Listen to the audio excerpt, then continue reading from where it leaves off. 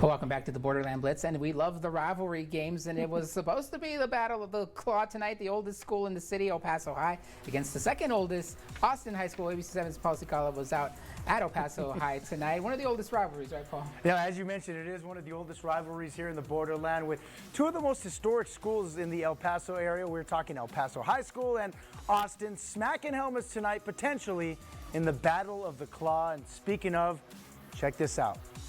Or maybe not. This is absolutely nothing when it comes to football, but hey, it is an amazing view I shot before the game from above at the Tom Lee Park before the rain started itself, but then it got wet very, very fast. So no highlights either in this rivalry game. That is because after the rain, the lightning kept hitting over and over and over again while the teams were in the locker room. Every time there's a lightning strike, boom! At least another 30-minute delay potentially. Finally, when I left El Paso High School at around 9 p.m. and then I saw more lightning strikes at that time, and most of the fans had already left, and shortly after that, they made the announcement that the game was canceled for tonight, and now we're being told that the game will be played tomorrow at 1 p.m. at El Paso High School. Meanwhile, let's head to the Segundo Barrio, as La Bui was hosting Burgess, and the fans were pumped up in the stands for the season opener for the Bears. Burgess players made their way out of the locker room, ready to hit the field strong, and after the coin flick, check out Bowie High School coming right at you. Everybody was on the field ready for the kickoff, and then, boom, lightning. So it was postponed, as you can imagine. Next thing you know, it starts raining cats and dogs in the Segundo Barrio. All the fans went under the stadium to take cover. Literally, there was hail hitting the ground right next to me. I'm not going to lie, I got soaked, and this game, too, has no highlights, but heck, at least we got some footage of the warm-ups early on.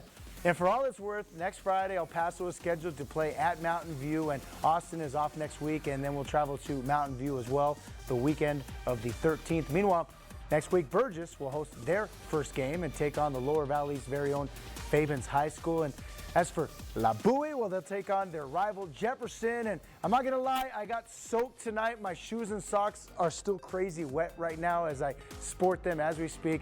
Adrian, in my 4 years working with the Borderland Blitz and my first stint here at KVIA over a decade ago, never saw a night like this in my life with so many games canceled or postponed. It certainly was a crazy evening, but hey, that is monsoon season for you. Yeah, that's what we were talking about earlier, Paul. I mean, you worked on this show for several years, and you had delays here and there, but not to the effect where every single game was affected and didn't even get played in a lot of cases. Nothing like this. And B is from the Sonoran Desert, just like me, so she could tell you we're used to the monsoons where I'm from in Tucson, Arizona as well. But even covering, high school football there, you'd get these rainouts at the beginning of the season. I still remember during my early Borderland Blitz years where one particular Friday, I was at Socorro, it started raining, then I got thrown to Fabens, boom, all in the Lower Valley, then to Clint, then San Elisario. Every time I would get to where I need to be, the lightning hit or what have you, so I ended up getting nothing but rain highlights. But at least in the rest of this region, so to say, including Las Cruces, there were other games, but I've never seen so many games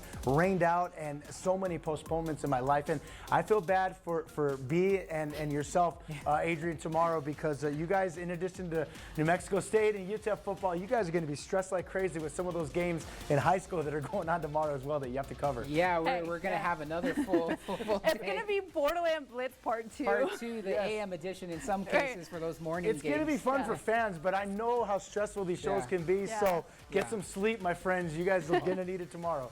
Well, thank you very much, Paul. You. Appreciate it. We'll see you next week. Hopefully we'll have some highlights for you to show next week. But as Paul mentioned, he showed Burgess.